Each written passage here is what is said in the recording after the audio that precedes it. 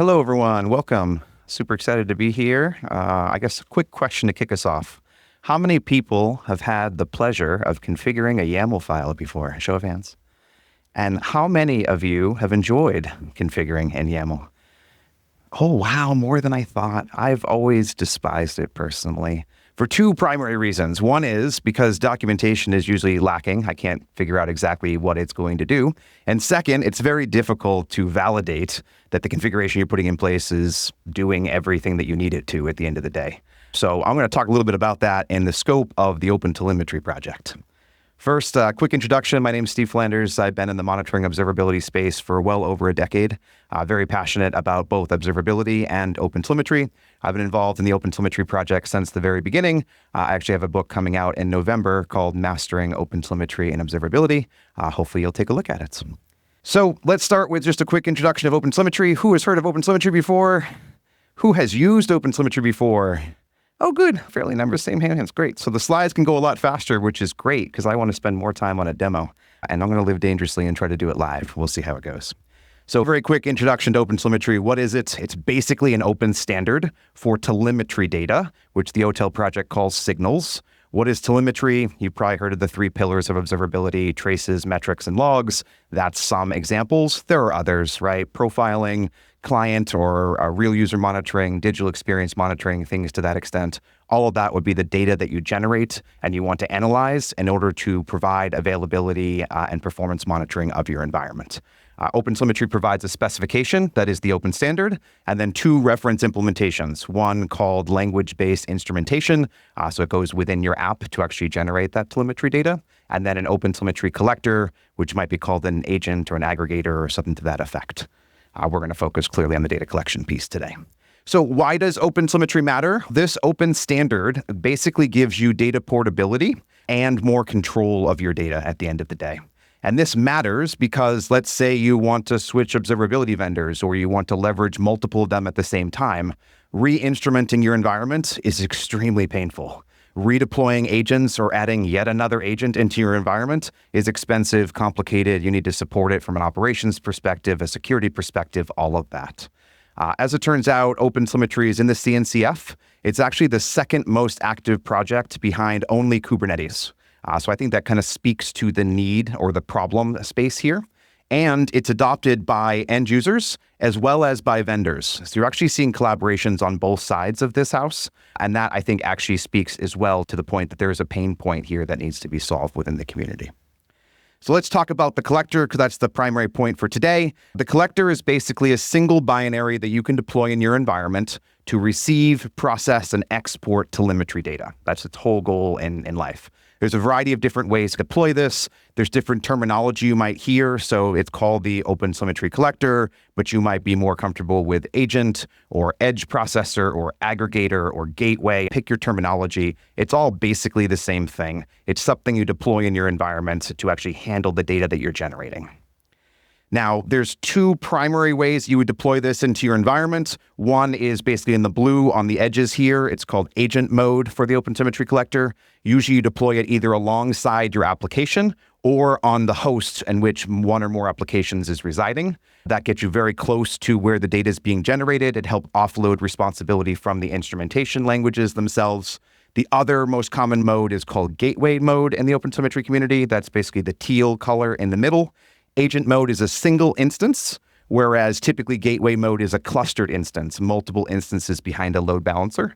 To be fair, the gateway mode could be a standalone instance as well. For example, if I wanted to connect to the Kubernetes API and collect data, I only want to do that once. Otherwise, I'd be duplicating data at the end of the day, right? So doing that in gateway mode doesn't make a lot of sense. But these are the two most common ways to deploy the collector. Now, the collector is written in Go, which means it supports various operating systems. It's statically compiled, so you don't have any dependencies there, very easy. It was born into the cloud native era, so it supports containerization. There are Docker containers, for example. It supports orchestration things like Kubernetes, and it's extremely flexible. So you can choose which components you want to use. You can add your own packaging. Like, you really have a lot of choice here. So if it doesn't fit for your environment, you can easily change it as well. More importantly, OpenTelemetry has the notion of distributions. This is not specific to OpenTelemetry, so in Kubernetes, you might be familiar with this term as well. The way to think of a distribution is a pre-compiled collection of components that you choose. So in OpenTelemetry, there are 3 primary versions of this. They're called core, contrib, and Kubernetes. Core are the core components required to use the collector with OpenTelemetry specific instrumentation or other things. Contrib is where like vendor or commercially available processors or receivers might live. It's also where like filter, aggregation, sampling would live from a processing perspective. Kubernetes is receivers and processors specific for Kubernetes. And again, there is a tool that allows you to choose which components you want from any 3 of these distributions and build your own if you so desire. And usually when you're getting to like enterprise production environments, you probably want to build your own because you want to choose what components can be turned on or off. This is going to matter in a second because this is how you're going to configure the collector. That's why I'm calling it out now. So let's talk about OTel configuration itself. To do that, we have to understand the components that exist within the collector. There are 5 primary components. You're going to care about at least the first 3. So receivers are how you get data into the collector. This can be push or pull based. For example, if you have an application instrumented with tracing, that data is usually pushed to an agent or to a collector. Versus if you're used to Prometheus metrics, you're usually scraping an endpoint. That means the collector would connect to an endpoint and get those metrics itself. That's the push versus pull aspects I'm referring to.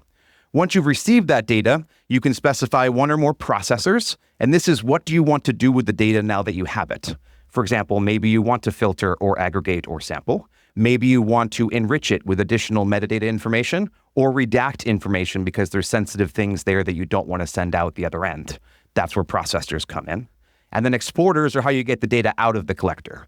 At the end of the day, the collector is not the final destination. It's usually an intermediary. So where do you want that data to go? It could be 1 or more different destinations. And again, it could be push or pull based depending on where you're sending that data. Now, there's 2 other types of components to be aware of. One is called extensions. Extensions don't typically touch the telemetry data itself. Usually they're providing some supplemental capability. So for example, if you want to do health check information with the collector, that is an extension that you can enable. But extensions could complement things like receivers and exporters. For example, if I need to connect to an endpoint that requires authentication, or if I need to do service discovery before I receive the data, those would be extensions that you can enable within the receivers and processors themselves. Then finally, the newest component in the collector is known as a connector.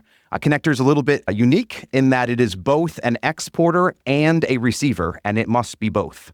So basically what it allows you to do is to reprocess data in the collector. And there are specific use cases for this. So I'll touch on that in just a second. Okay, now that you understand the core components, I'm going to throw some YAML at you real quick. You don't need to fully understand it yet. We're going to drill into it in just a moment. But how you configure the collector is with a YAML file. And with that YAML file, there are 2 different unique things you must do. First, you must define and configure the components that you care about. So that is the top section here. So you can see defining of receivers and exporters in this particular example. Now, all of the components have default settings already, which is great, but you may need to tweak them for your environment. Some of them have required settings that cannot be set ahead of time, so you need to define that in your YAML file. Now, just defining and configuring the component does not enable it. Doesn't do anything, actually. It just configures it. So the second part is super important, and that is you have to define 1 or more service pipelines. A service pipeline defines how this data will flow through the collector. You must have both. You can't have one or the other. You must have both. So here you'll see a pipeline defined that says, I want to receive metric data from the host metrics receiver, and I want to export that data to the Prometheus exporter. So it's defining kind of the order and the way the data will flow through it. Now, this example's simple, so it only has receivers and exporters. You would probably have at least processors as well. One more thing to note is that processors, there will also be a list defined in this YAML file. The order in which they're specified matters. That's the order in which it is executed. So if you want to filter before you sample, you have to define the filter processor first. If you want to sample before you filter, you need to define the sample processor first. Everything else, it doesn't matter, the order of operations, but processors, that's just one thing to keep in mind. All right, so how do you find these configuration options? Welcome to GitHub. There's great README files for each and every one of these components, and this is why distributions matter. So what you will see here is that I am on the OpenTelemetry collector contrib distribution, which is not the core one, because that's where the receivers are in this particular case. And then what is the component I care about? It's the receiver component. And you'll see that there's multiple listed here: Active Directory, Apache, AWS, like every single one has its own directory. When you click into that, you will see a README file. So here I'm now on the core distribution, OpenTelemetry collector, receiver, OTLP receiver. I'm in the README. The README tells you all of the YAML configuration options, what's required, what the default setting is, what you can configure yourself. All the details are captured here. Today, this is not in the OpenTelemetry.io documentation. In the future, that will change. It'll definitely get added, but today you have to go to the README pages themselves. But the good news here is, like, from a YAML configuration perspective, it's very easy to get the answer as long as you know what distribution it's in. Pretty much only OTLP, the batch processor, and memory limiter are in core. Almost everything else is in contrib. So most of the READMEs you're going to care about are in the contrib distribution. All right, now, how do you configure this? Well, you're going to end up running the OpenTelemetry binary. So it's either otel-col or otel-col-contrib, whether it's the core contrib module. You pass a config flag, and then you can specify one or more YAML files. If you specify multiple, basically a merge happens between the YAML files themselves. Most people only specify one, but worth noting you can specify more than one. Second, within the YAML file itself, you can do the expansion of variables. For example, you can use environmental variables within the YAML configuration, and the collector will handle that for you. And then finally, all the configuration today is just pretty stock YAML, but OpenTelemetry is moving in a direction to define a domain-specific language, a DSL, that is called OTTL, or OpenTelemetry Transformation Language. And this will give you a pretty defined way to define this within OpenTelemetry. In the future, I suspect every single component will support this. It's still under active development, so I would say it's alpha. Please proceed. Just note that it's going to evolve and there'll probably be breaking changes. But this will become stable over the next year or so and will likely be the future of how configuration is done in OpenTelemetry. All right, great. So there's some few slides. I really want to get to a demo, way more fun. So let's do this live and hope for a good result. No pressure. So we can define receivers. So that's a component type. Maybe I want the OTLP receiver. So OTLP is OpenTelemetry's specific protocol. That's how the instrumentation and collectors speak to each other by default. It is the recommended way to use OpenTelemetry. Everything in the collector is converted to OTLP. So if you receive Prometheus and export Prometheus, it's still converted to OTLP within the collector. That's what makes it vendor agnostic. So the collector can support various commercial or open source backends. It has one set of processors that works for all telemetry data, and all of that magic is enabled by the OTLP protocol. So using that is recommended. I'm also going to define a host metrics receiver. So this means the collector is going to connect to the host and try to scrape or grab metrics from it. So they're called scrapers that I need to define, and there's multiple different scrapers. So CPU, for example, disk, and memory are very common ones. So there's 3 pieces of information I'd like to collect. I'm also going to define exporters here, and I'm just going to use the debug exporter because it's just a lot easier to show for a live demo for boss detailed. So the debug exporter is basically going to write this to the terminal for me instead of sending it to a destination. So it's like writing a log file to the system. So I've now defined 2 things, receivers, 2 receivers, and 1 exporter, but that's only defined it and configured it. I have not actually enabled it because I haven't defined a pipeline. So let's do that next. So I would say service. I now want pipelines. This is going to be a metric pipeline because I want host metrics. I have to define which receivers are in that metric pipeline. So I'm just going to use host metrics to start. I have to define at least which exporters I want to use. Here I have the debug exporter. So very basic example to get us started, but I'm doing this intentionally to show you a few things. One is OpenTelemetry has this validate command where I can specify a config file like this one I just built, and I can ask it to validate that config. Why does this matter? Because I intentionally made an error in the YAML file, and it's telling me before I start it. If I had deployed this to production, my collector would be down right now. That's really bad. So the validate command's pretty powerful. It tells you when you have a configuration issue. In my particular case, I defined the OTLP receiver, but it actually has more configuration parameters that are required. And if I had read the README, if I go to the OpenTelemetry collector, I go to receivers, I find the OTLP receiver in here, and I go to the README, you would see that it clearly tells me I need to define protocols at the very least. I didn't do that. The collector configuration is not valid. When it's not valid, the collector doesn't start. So if I wanted to fix that, I'd have to define protocols in here. What happened to my terminal window? Please come back. Thank you. So here I'd have to define protocols and have to specify at least like HTTP, for example. So now if I rerun the validate command, it will come back and say that I defined metric instead of metrics. So I guess I made a second one. That one was not intentional. So welcome to YAML configuration. There, now validate is happy. So that means I can start my collector instance and it will be happy. Let's go ahead and do that. I will specify the config with this YAML file. And here we go. I'm just going to stop it for a second because there's a lot of output.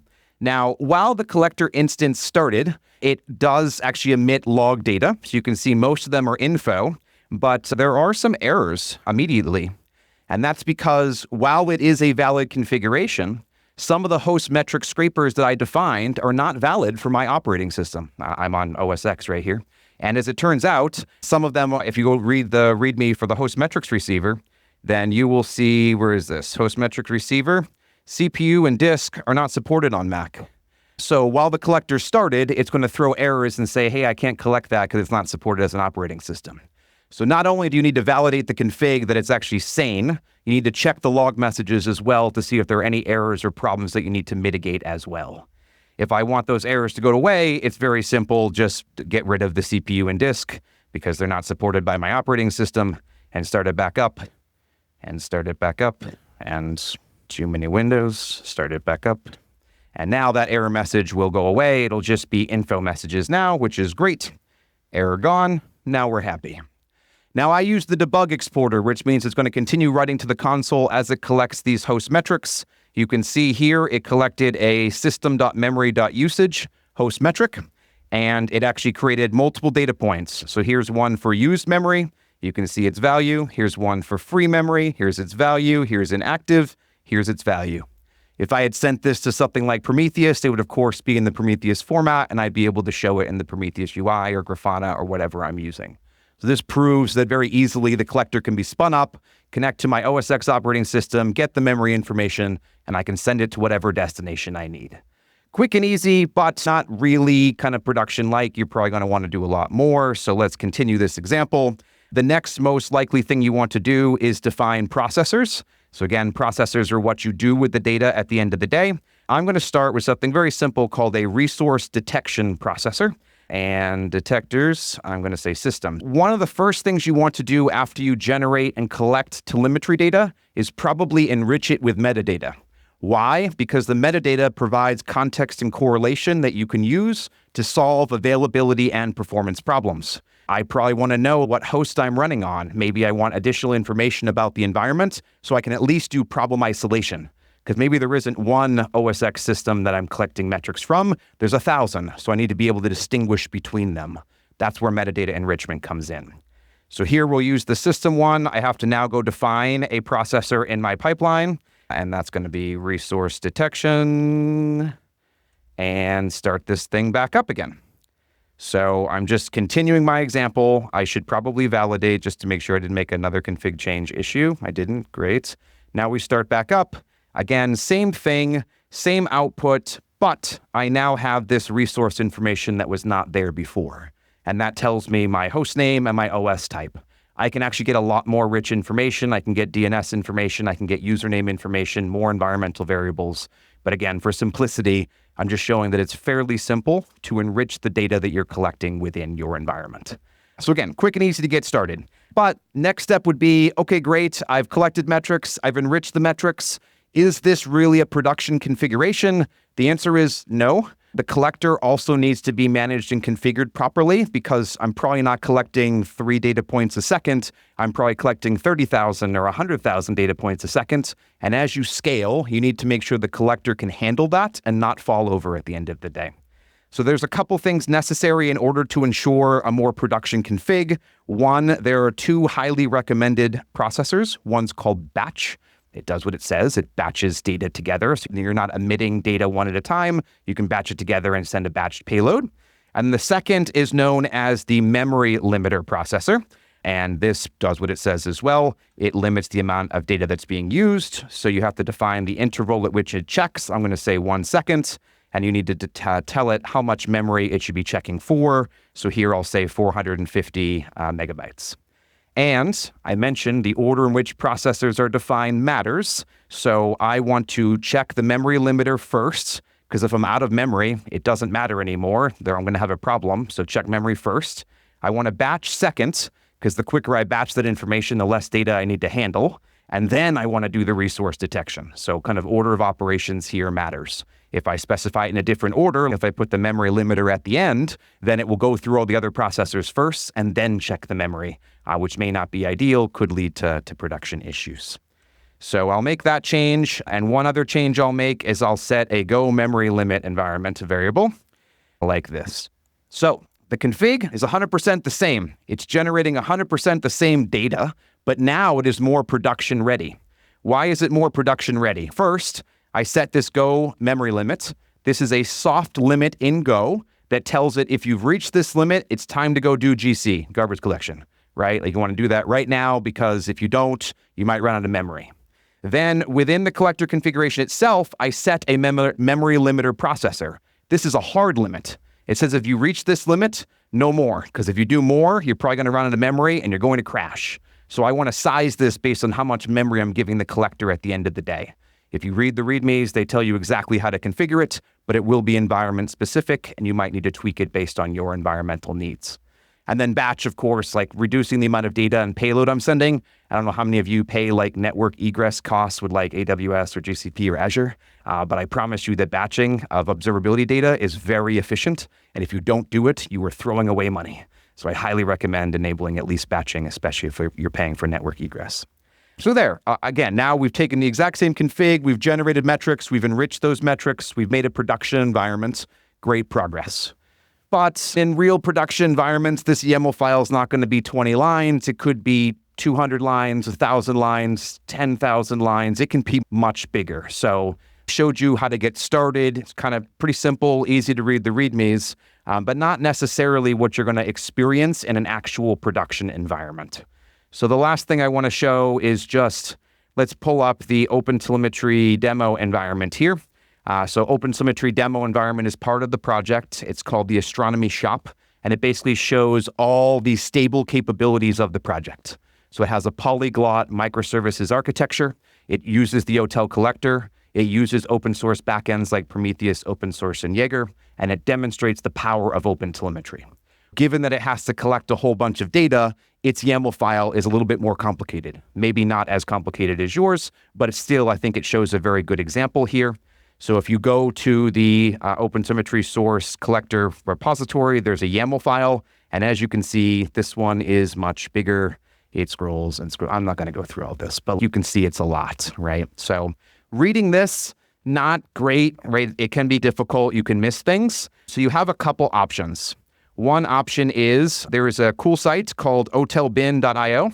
You can actually take a YAML file and dump it in here, and it will generate a map for you that shows you what this config looks like.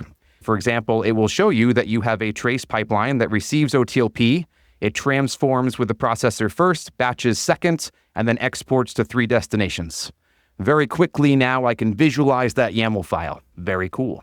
But this is a third-party site, website on the internet, what have you. Maybe you have concerns about that. Maybe you don't. You can do this within the collector as well. I mentioned extensions. Let's go try that real quick.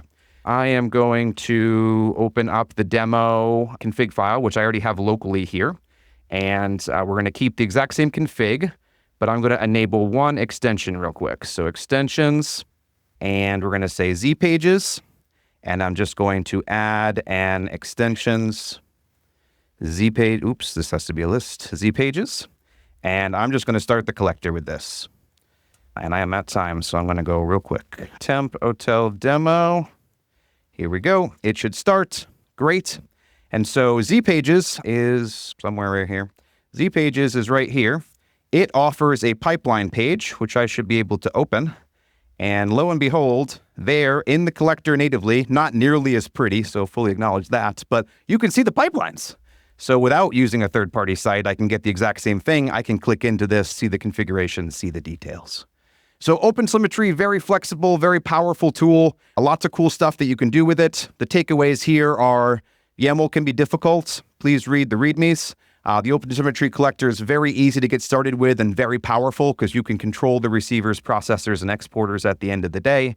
And this can really be a standard way to reduce the number of agents in your environment, really have data portability, data flexibility, and remove some of the vendor locking capabilities in your environment.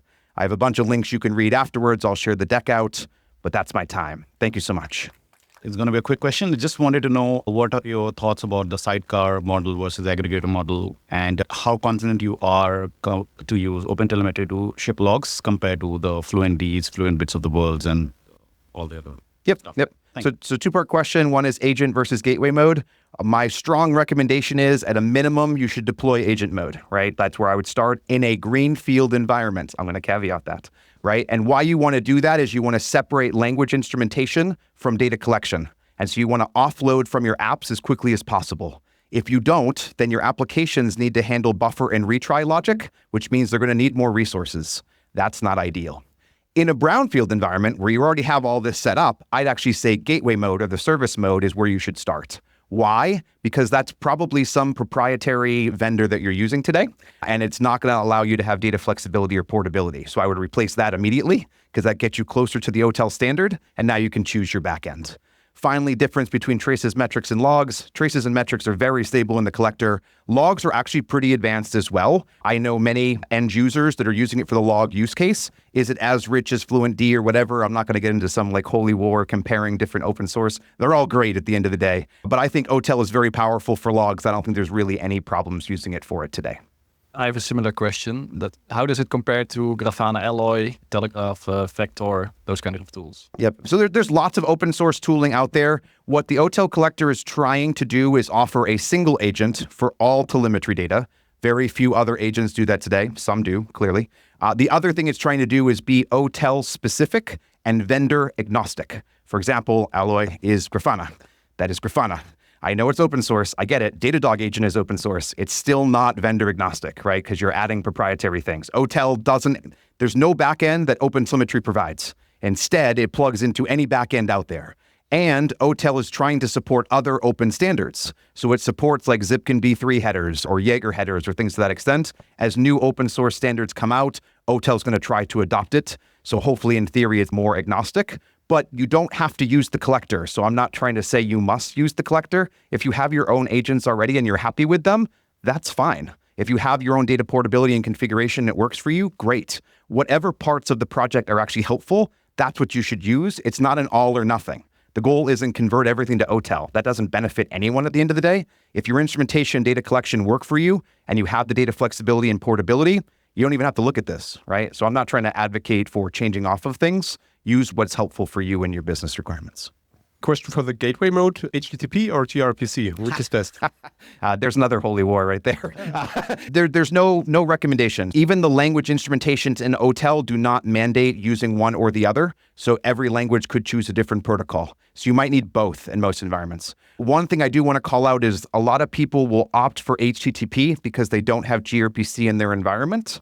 Just note that the payload is still protobuf. So it doesn't matter. You can change it to JSON, but then it's not going to be as efficient. So at the end of the day, unless you have a problem with gRPC, I think it's fine to use it. They have tried to do some initial performance tests. Nothing is definitively saying one is better than the other. The other thing I'll call out is gRPC has a lot more dependencies than HTTP does. So if you care about that and the security updates associated with that, maybe that's a factor for you. But honestly, either is fine. Most environments probably have both turned on.